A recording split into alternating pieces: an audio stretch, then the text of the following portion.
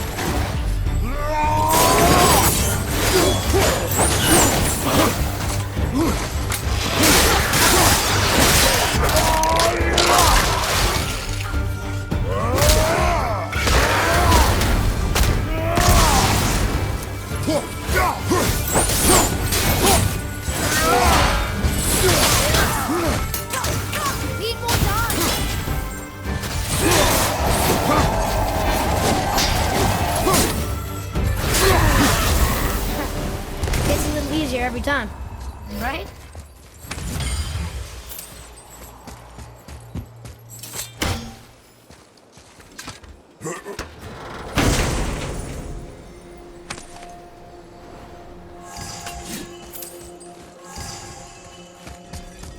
There's the way through!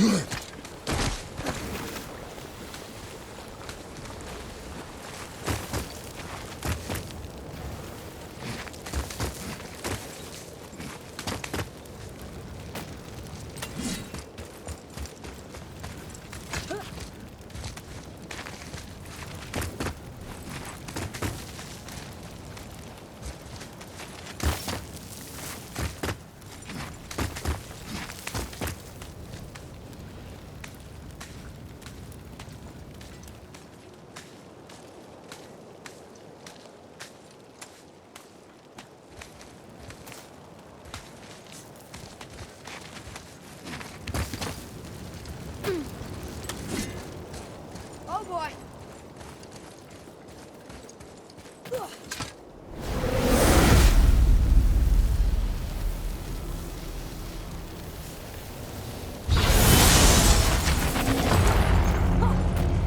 Be ready, boy. I am.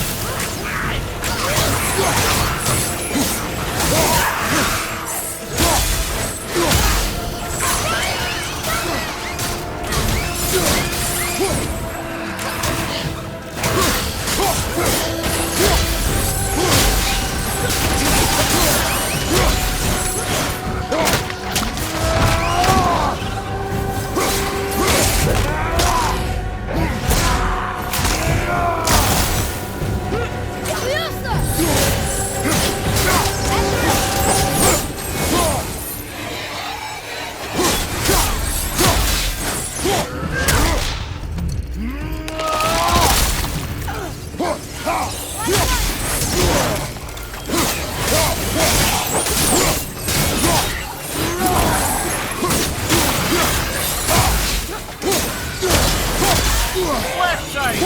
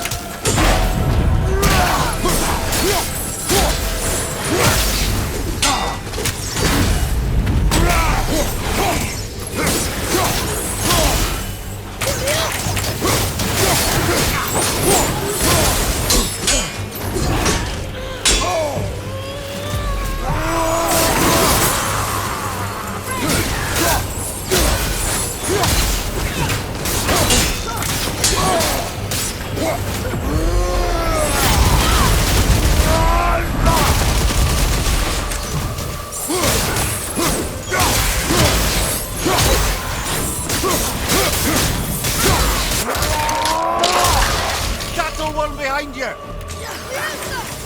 Almost there!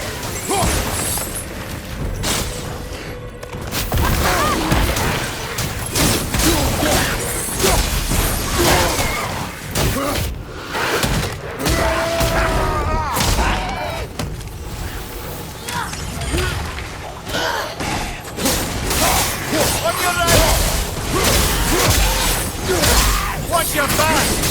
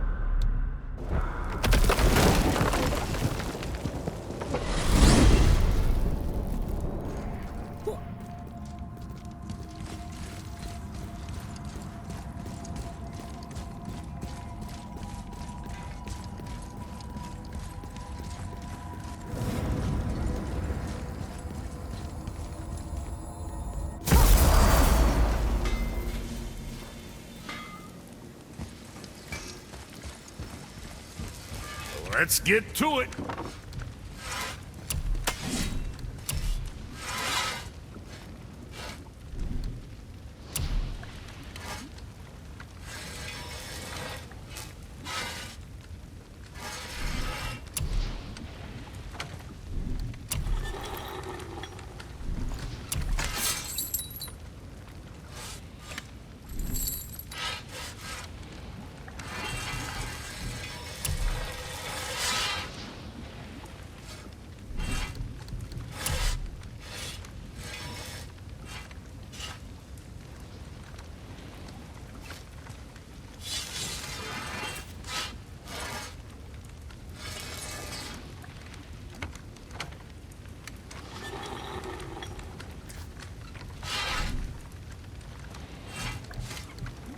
Sorry you wasted my time.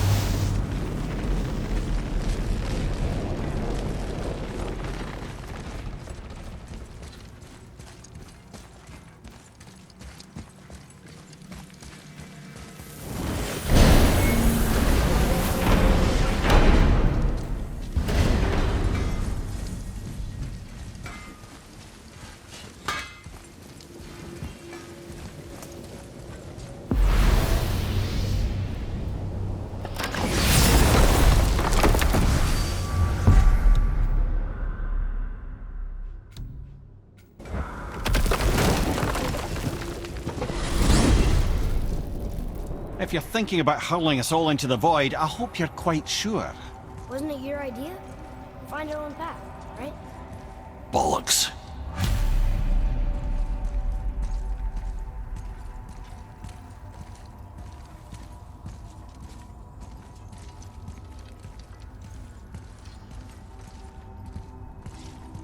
This is where Tyr stepped beyond, and the Unity Stone protected him. Ready? Ready. Well, if this is it, lads, it's been an honor. Our faith head.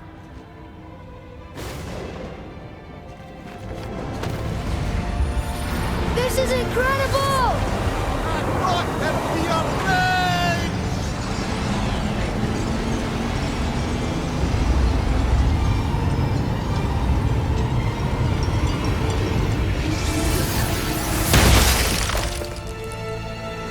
Oh, how can I be so nauseous without a stomach? Come on, that was great. Look. The tower. I knew there was something down here. Amazing! How do you hide something that exists in all realms?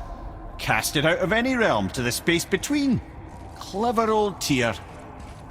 Is Jotunheim on the other side? Can't be that. It's not like you go through Vanaheim to reach the Midgard peak.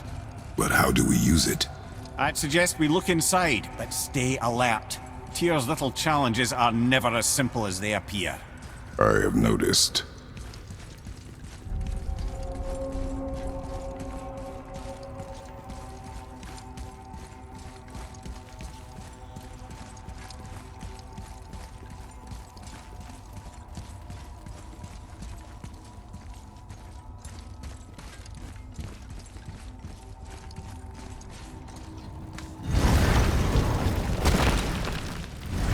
Well, this is sparse.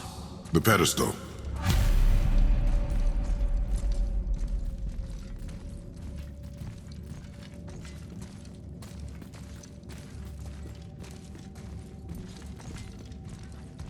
What's that? Oh no! It took the stone! Tower. It's absorbing the stone's energy. Something's happening!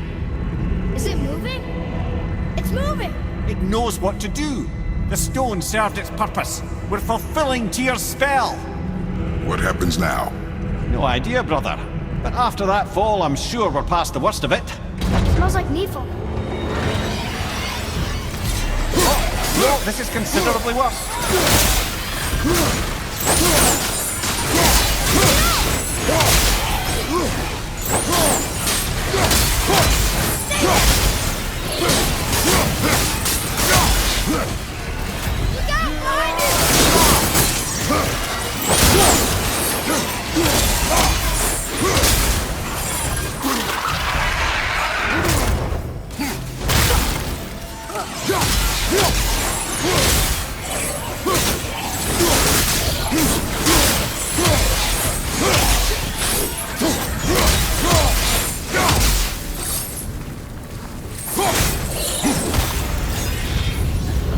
Oh, glad that's over.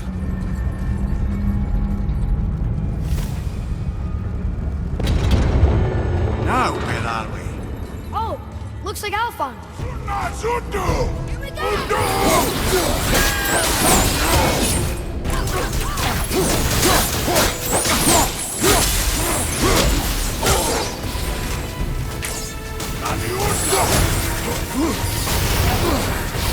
Sorry, kid!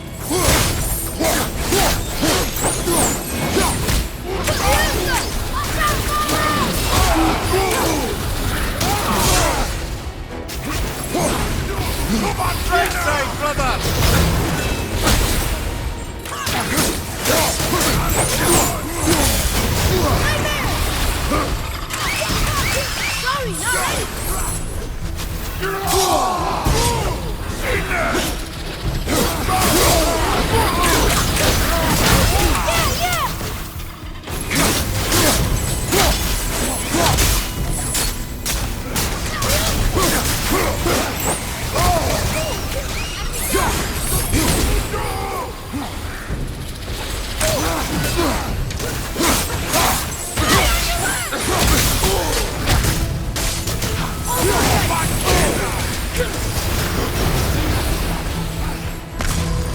Yeah!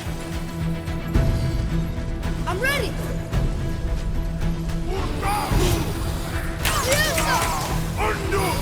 Sorry, not ready!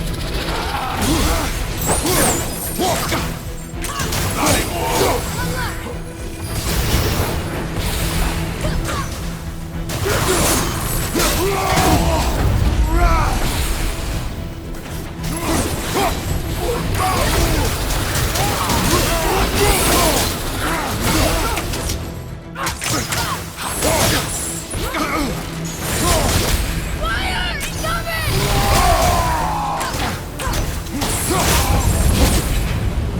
That was tough. Where do you think it's taking us next? I do not know.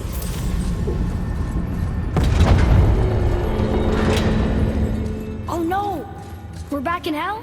Oh dear, here they come. Here we go!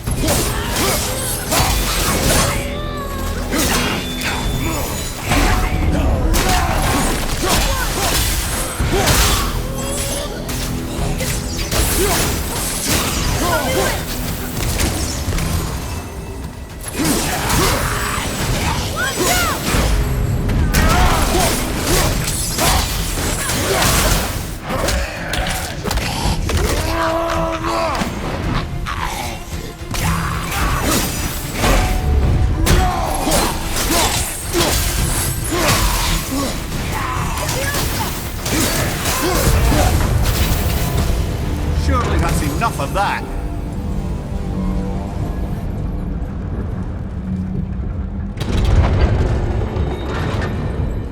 Muspellheim. This won't be good. Left flank.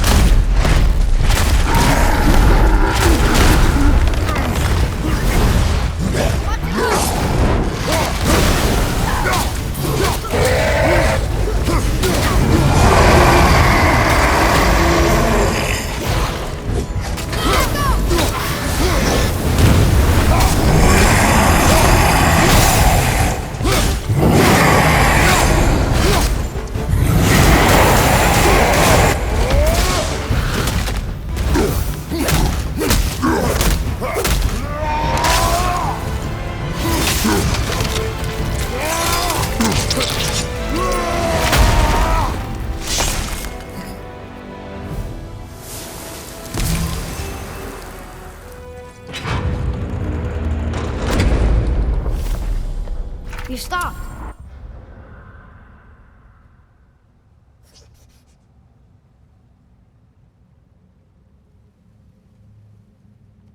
I think it's over.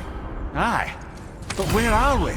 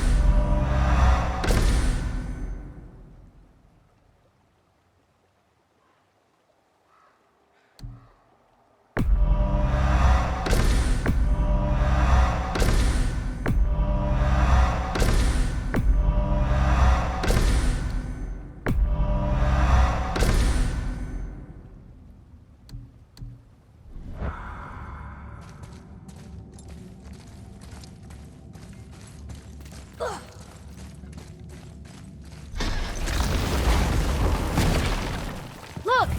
We're back in Midgard. There's the bridge. We did it. The tower's back where it belongs. Now Tyr's travel room can take us to Jotunheim. How did Tyr do this? Odin suspected the giants secretly possessed some remnant of primordial Jotnar creative essence, the stuff all realms were made of. The Unity Stone must have been fashioned from that essence. To trust an outsider with it, even Tyr, tells you just how desperate they were. And look! Now we can finally light all the braziers and see what happens. Another name. Goindel. It's as if they'd been made into a memorial to the Valkyries.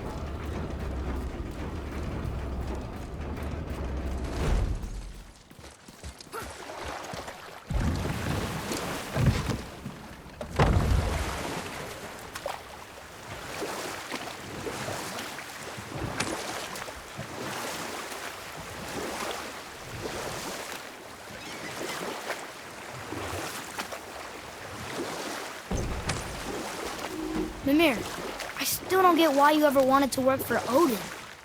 Back then, I was young enough to still be ambitious. The Aesir gods were as powerful a force as I'd come across, but they clearly lacked for strategy, focus, and sage counsel. All this could I faithfully provide. And so, a stranger from a far-off island found himself with Odin's ear, trusted as he trusted no one but himself. And with that kind of power, laddie, I must confess, there are perks. Yeah, but he's Odin. I never claimed to be perfect, laddie, only clever. And often too clever by half. So what'd you do to get Odin so mad at you? Well, for a long time my job was to enable Odin, and I was fucking excellent at it. Gradually, as I grew more to care about people and the world, my job became to contain him, to protect him from himself. By serving peace, I served his interests as well, that's the truth. But he saw it as disloyalty.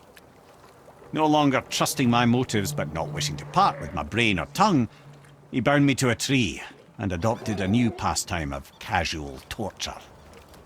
Well, I'm glad we came along to cut off your head. Aye, lad. Lucky break that was.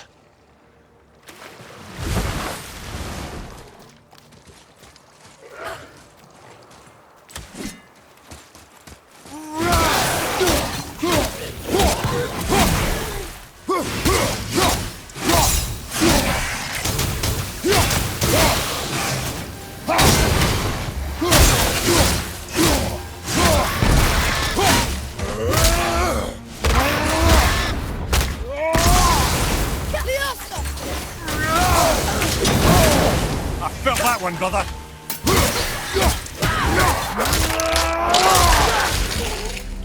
Take that, Watch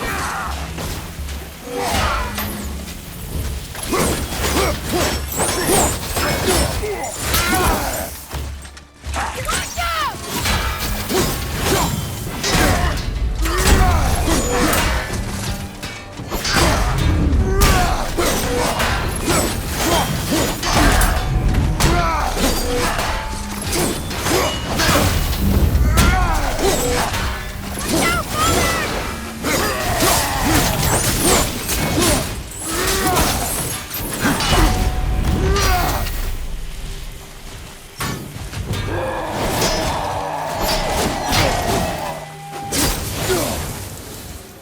Good show!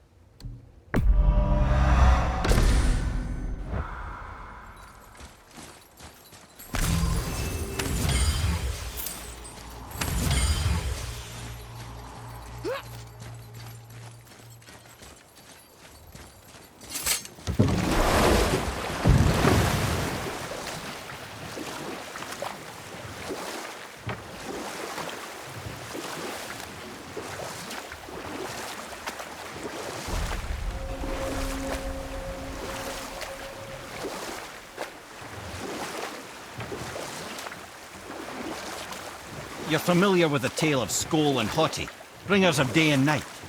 Oh yeah, the wolf giants. Aye.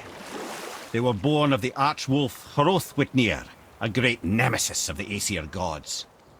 Odin captured them as pups and kept them in the kennels of Asgard to hold his foe at bay.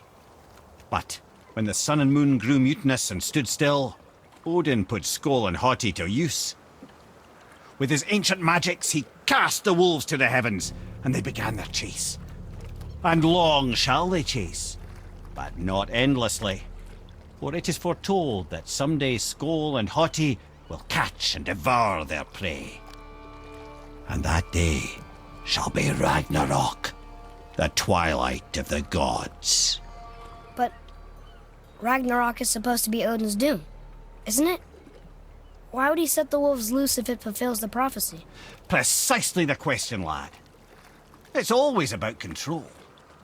The wolves determine when Ragnarok begins, and now he controls the wolves. A battle fought on his timetable is a battle he better stands to win.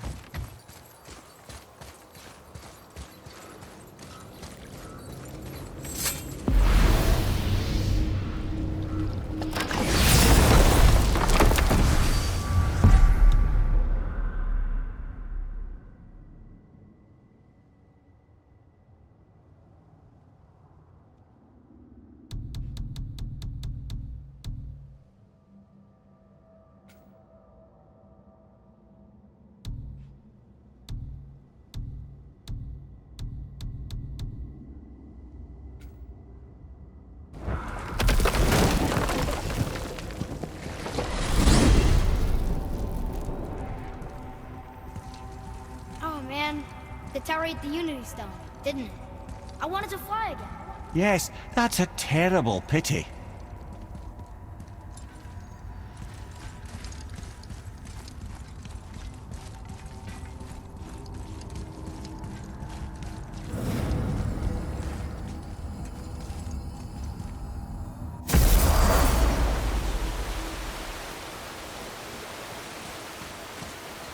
This is it, right? The rock stone? Aye, lad. The Council of Valkyries. The Valkyries are of Valhalla, are they not? Glad to see you're paying attention, brother. You are correct. Valhalla, the great hall of the Einherjar, is their home within Asgard. But while there, they are subject to the scrutiny of the All-Father himself. And relations between the Valkyries and Odin were tense during my tenure as his advisor. Why? Well, that's an even longer story, lad. For now, why don't we look around for some clues?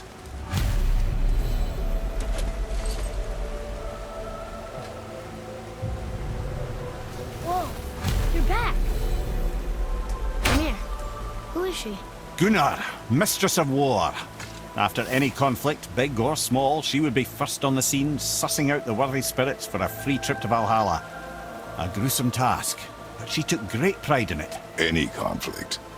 Impossible. It's true. She had help from her sisters, of course, but Gunnar was always first to arrive. Her judgment of the fallen was unparalleled, and an invaluable resource to Odin. She was one of his favourites.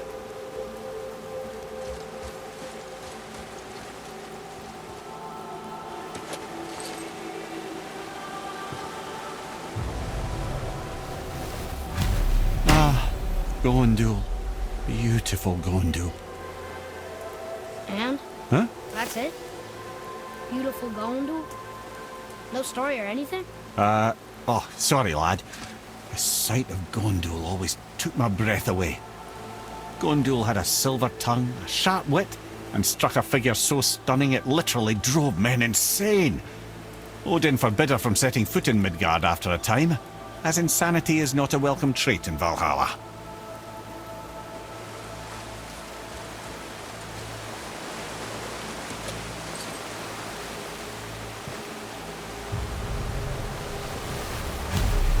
This is none other than Geirdriful, the Master of Arms in Valhalla, responsible for arming and training Odin's Einherjar. Is what? His army come Ragnarok. The entire reason Valhalla exists, you see. The Einherjar wait in the Great Hall endlessly, feasting, drinking and fornicating themselves silly. Once Ragnarok begins, Odin calls them into service to fight on his behalf. Geirdriful had her hands full training that lot.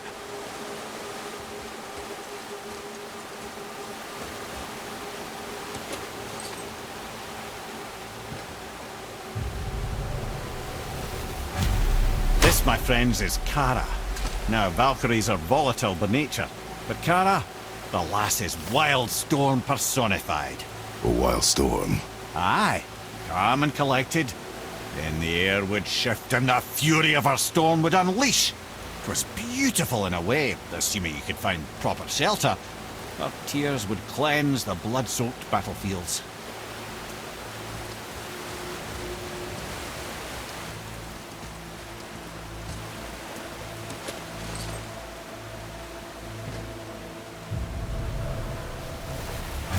This is Rota, accuser of the slain. I thought all the Valkyrie did that. Not exactly, lad. Although that is what they're most famous for, and by far their greatest responsibility. You've seen what happens to the dead without the judgment of the Valkyries. Hellwalkers. That's right. Rota, Gunnar, Skuld. Without them to clean up the aftermath of battle, hell overflows with souls meant for Valhalla. A sorry state of affairs. Rota must be beside herself.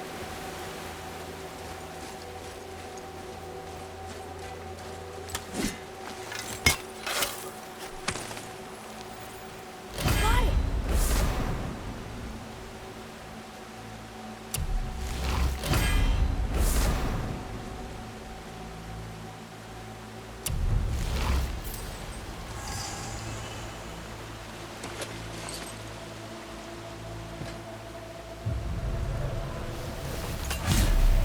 Ah, here we have Air, the healer. A Valkyrie healer? Strange. Air was strange, as a matter of fact. Very quiet, very calm. Where her sisters were violent rapids, Air was a gentle stream. She healed the wounds of both mortals and gods, and even a certain all-knowing sage who once drank too much and fell off a mountain. Not my proudest moment.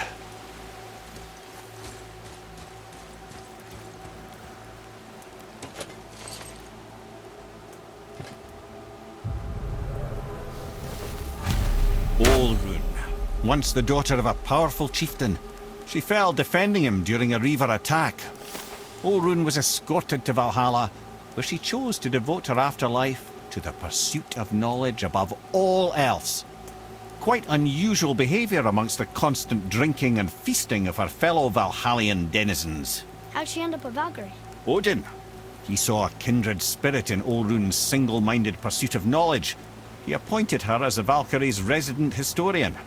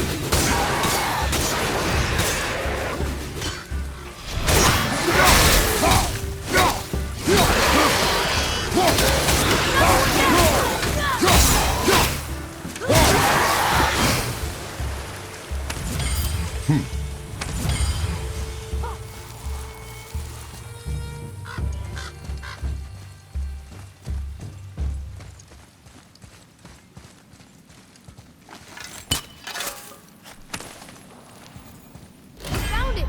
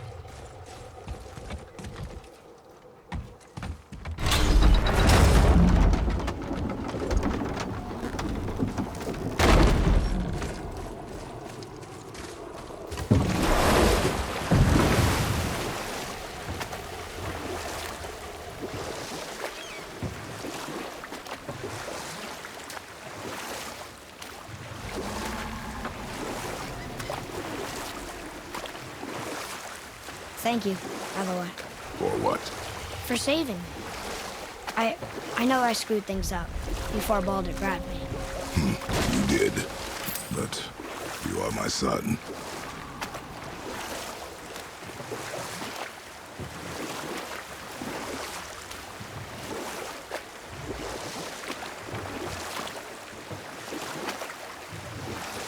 Mimir, is there a story for the giant with the flaming sword?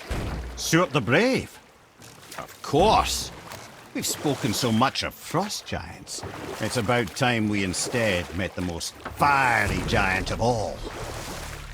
Back when Ymir first emerged from Ginnungagap, it was Stuart who followed next. He came from Muspellheim, the fire realm, bringing heat to the young cosmos, conjuring the sun from his primordial flame. But let's come back to that flaming sword, shall we?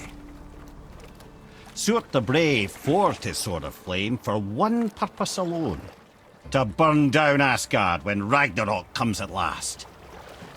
His destiny is to fall at the hands of Thor and Odin, but in so doing, strike the blow that leaves their realm in ash and ruin. And from that destruction, the world can be born anew. Until then, alone he waits in Muspellheim, never sleeping, ever honing his fiery blade. Brave, generous suit, who knows he lives but to his doom. All because he chooses to serve a grand cycle so much bigger than himself. To truly embrace your purpose and the patience and sacrifice it demands is to ensure your day will come. Do you think we'll be there when that day comes? I've seen enough of war between the gods, but you, little brother, who can say?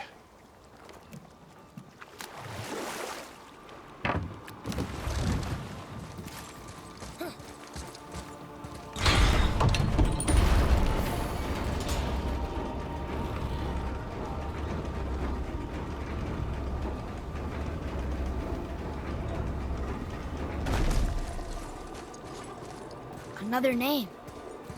Gunnar. Someone who loved the Valkyries enough to do this? I wonder. Perhaps the Queen?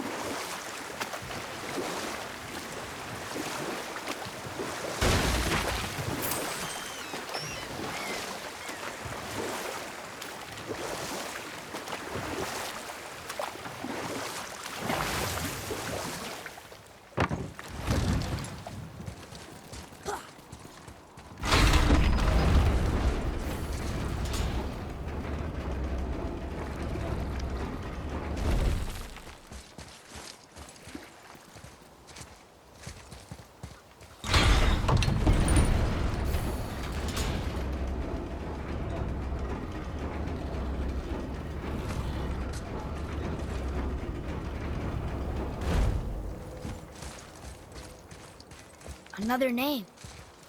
Ulra. Why the arcane runes? Perhaps we're meant to find something in Muspellheim and Niflheim.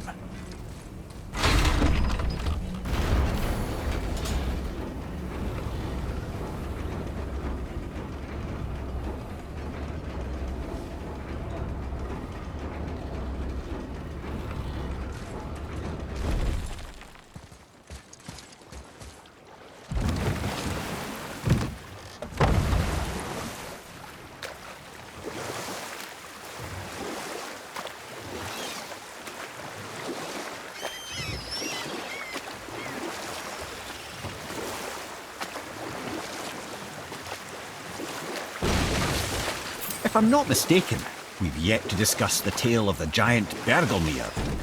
Oh yeah. I remember his shrine. It looked happier than the other ones. Mostly. It begins in an ocean of blood. Finally, a story worth hearing. Enough. No stories. Not while on foot. Our focus is the road. Completely understand. I'll finish later, lad.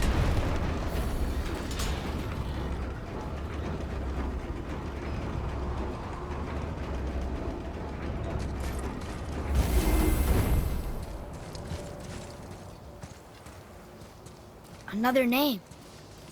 Here, Drifle.